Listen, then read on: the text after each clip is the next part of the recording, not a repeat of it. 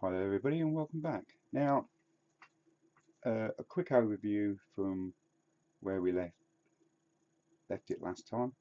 Now if we could move into the back, we'd actually get all the back tiled and the ridging on all sorted, and that sorted the front so we can get these sections off here nicely, that everything works, and I'm quite happy with it. Now what I should be doing this time is getting some of the smaller bits finished off. That's actually going to make it. So we're going to start on the back, and what we're going to start with, a little bit of fascia board. Now I'm going to be using some standard 6mm by 1mm. This is just stock material, which we're going to be using as a fascia. Now the reason I'm using a fascia is so we can actually cover this join up, and also actually give the roof something, a lip, so it sits nice and neat and tidy.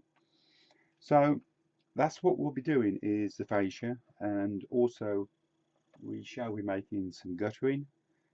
We might as well get the back half gutted out and finished off with, because all I want left up here is to actually do the weathering.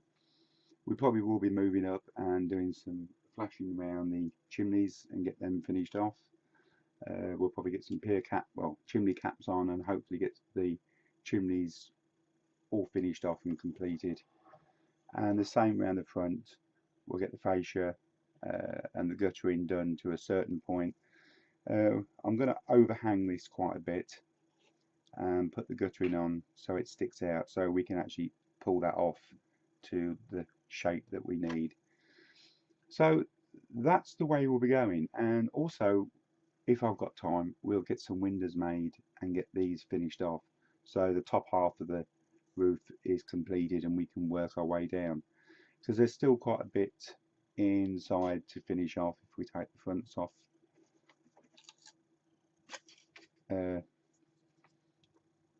Not too much in there, but actually if we turn that up, actually on the ceilings and roofs, they've got to be sanded, they've got to be filled and made to look like the inside of a house as we work down. So it's going to be a video of all small bits and pieces, but all these bits and pieces are going to all bring it together. So I'm going to get myself set up, and then we'll get on and get things done. Okay, before we get started, I'm going to take this top off, and I'm going to use a little bit of my magic cling film, which we're going to lay all the way over the top, well, over the first floor should I say, and then we're going to put this back on top. Now the cling film is just there to stop me from sticking anything to the brickwork to start off with, because the idea of this is to make a lip all the way around so it sits on nicely. So I've got that done, and first things first, we'll cut a piece of timber to go from this end to that end. Just make sure it's flush that end and flush that end, that's all we need. And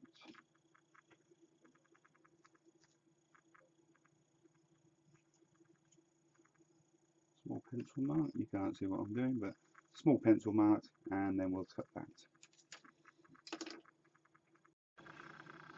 Okay, I've put it back onto the ground floor as I needed a bit more height so I could work. Now I've cut that to length, and I've given it a coat of the green, olive green, just to get started with.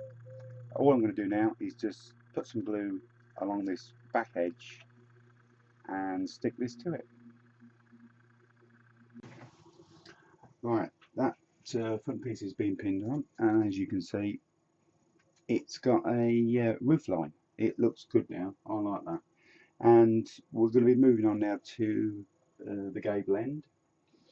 Now, if you notice, I've just drawn a line in a straight line down from the actual chimney, and this is just so we can get our angle. If I can show you, we'll put a piece of timber like that, mark at the top, and a mark on that line, and if we cut between them two lines, we're going to get that angle.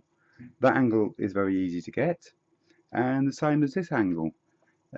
If we use the fascia board at the front and just mark up, we can cut that angle at the same time for both ends. So I'm going to get them cut. I'm going to get them a coat of green paint on them. I shall also get them glued on in place, and I will be back in a little while. Right, we've got these, well, I've got this piece put in underneath the, well, on the gable end. That's done. And if I turn it round, I've got the other side finished as well. I will be running just a little bit of filler into the tile line just to finish that off. So that is the back half done. So I'm going to leave that to dry, and now I'm going to move on to the front half. Now we're not going to do no different. I'm still going to start with the front. I shall cut two small pieces allowing 100mm overhang on both sides. I shall paint them green as well and get them fitted. The gable end is going to be no different at all. I'm going to cut a piece to fit this end, but the only difference is I will be putting a piece of cling film underneath here and over the top of the tiles, so I don't glue anything to that bit, because these are the bits that actually lift out. So I'm going to get on with that, and I shall be back in a few seconds and we'll take a look. Okay, I've put the two pieces of fascia on the front, left it overhang so we can actually shape this front up and break this off as we need it. The piece of fascia is up underneath the gable end there. I'm quite happy with that, and we turn it round, and the far end as well. So all the fascia in now is complete and done. Now what we're going to turn our attention to is the gutter. So we're going to go straight over now, and I'm going to do a tutorial on how I make my guttering. Right, now I know these ain't going to show up that well because I've been trying different ways of painting them, everything else, to sort of show you the profiles. Now these are the gutter shapes that you can actually make, which is going to be very, very difficult for the camera to pick up. Very difficult. You've got a profiled one with a flat back that will sit against the fascia, and you don't need brackets for it. That's one of them. And the more traditional half round one, which is that type. Now they're very, very easy to make, as well as downpipes, and these are all made from aluminium foil, and they actually do the job. You can buy pre-made guttering in plastic. It's expensive. I've looked around for half round styrene because it would have been quicker just to buy half round styrene and paint it, but I couldn't find any, so I devised a way of making it myself. And like I say, this is all made from foil, so I should put you on pause, set you up, and we'll have a look at what type of foil I use. Right, and this is the foil I use from these takeaway containers. Present moment I normally buy the longer ones, but this is all I could lay my hands on to demonstrate what you use. Now all I'm going to do is I'm going to cut that, well, I'll show you what I'm going to do. I've cut a piece out, and that's this piece here. Now you can understand the reason why I like the longer one, because you waste these corners. So that's the bit we're going to be using. I'm going to trim it down to size. I cut these rough ends off like so.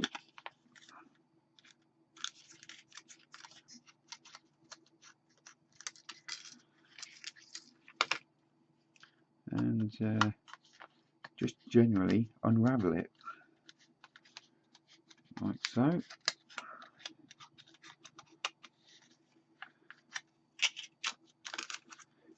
And using a block of wood, which I haven't got, excuse me for a second, just using an ordinary block of wood, just gently go across the top, and it will take all the creases out for you, like so.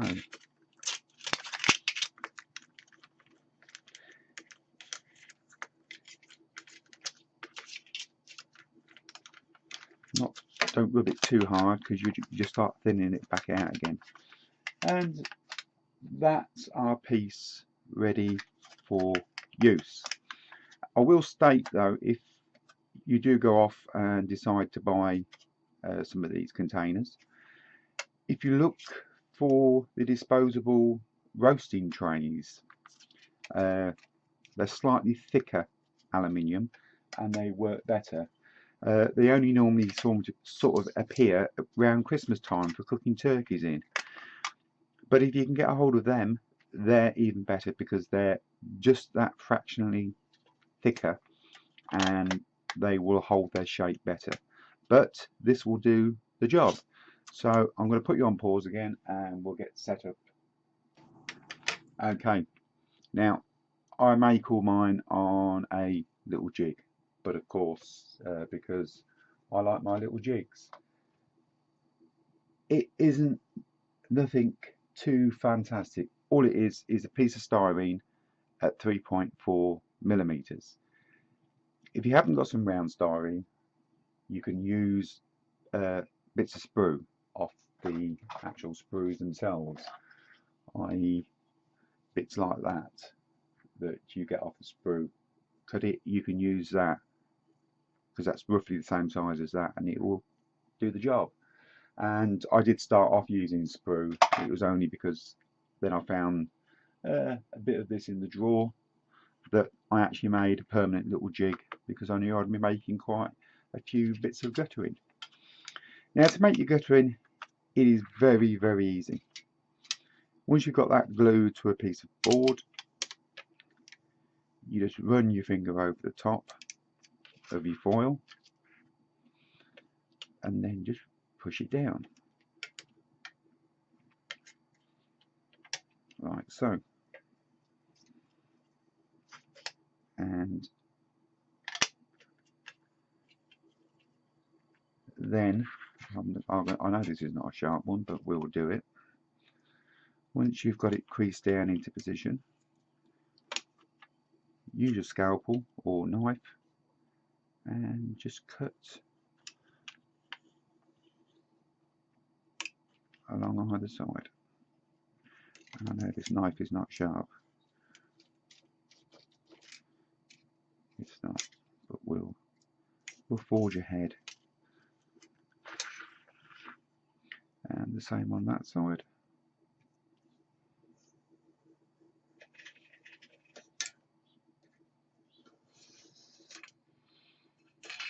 Like so.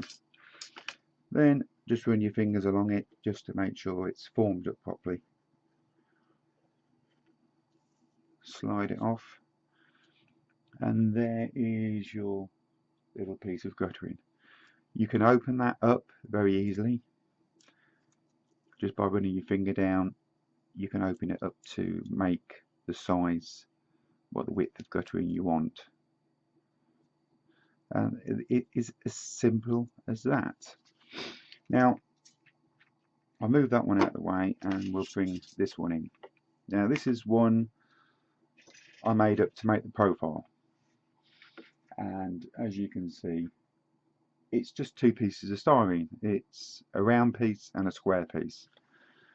The square piece at the back is measuring 2.6 by 3.11, and the small piece of styrene at the front, which is a round piece, that is 1.62, and that is done exactly the same as that. I've just glued a piece on and then glued the round piece to the front, and we do no different to what we did with the half round. Just lay it on the top, run your fingers along, and just start forming it up.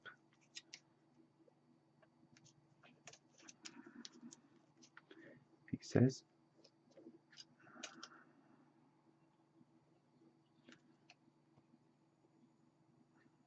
like so, and that will form your profile up. Can we see that? Very difficult to see with the foil, but that forms your profile up. We'll put that back on and we'll trim it up. This not so sharp scalpel.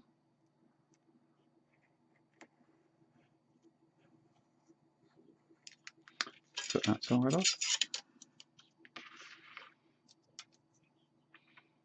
And the great thing about using this foil is if you do distort it in any way, just put it back onto the jig, rub your fingers along it, like so, and it will put it all back into shape for you. So slide that bit off. Can we see that? It's a bit like wolf. How is that? Do you know what it is yet? So that's how you make it. It's very easy. Now, moving on from the actual doing the guttering to actually making some downpipe, which I'm going to put you on pause and I'll set up and I'll show you. Right, making downpipe, very easy. Start with a little jig that we made to start off with. Lay your piece of foil on the top and we're just going to crease this over like so. Move that jig out of the way. Then what you need to do is get yourself a piece of plastic, a piece of the sprue, the same size as what you're actually using on your jig, and place that into the little groove, and then just use that and start rolling, and make sure it gets tucked under like so. Now once that's tucked under, a little bit of super glue. I use super glue because I like a nice tight seam. I'm always worried things are going to come undone, so just a little bit of super glue all the way down the inside there, not mega amounts.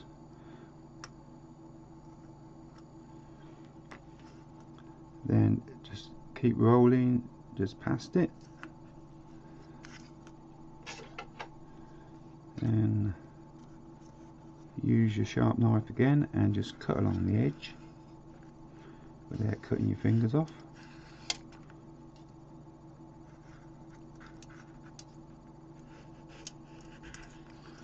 Like so. And that last bit, just finish rolling it off. Excuse me. And slide it off, and you've got your little bit of tube, and that is going to make your downpipe. And the nice thing about it, they will interlock. I've got another one there. That was a bent one, and I can find one. We crimp them down and they will actually fit just inside of each other, but I will be showing you that on the actual house when I come to fit the guttering. Unfortunately, this little tutorial has taken longer than anticipated, so I'm going to have to leave the video here because we're well into 20, I think it's about 24-25 minutes now, and it's far too long. So we're going to be on the next video fitting the gutter to the fascia and getting that sorted. So thank you very much for joining me. I hope this has been of use, and hopefully we'll see you on the next one.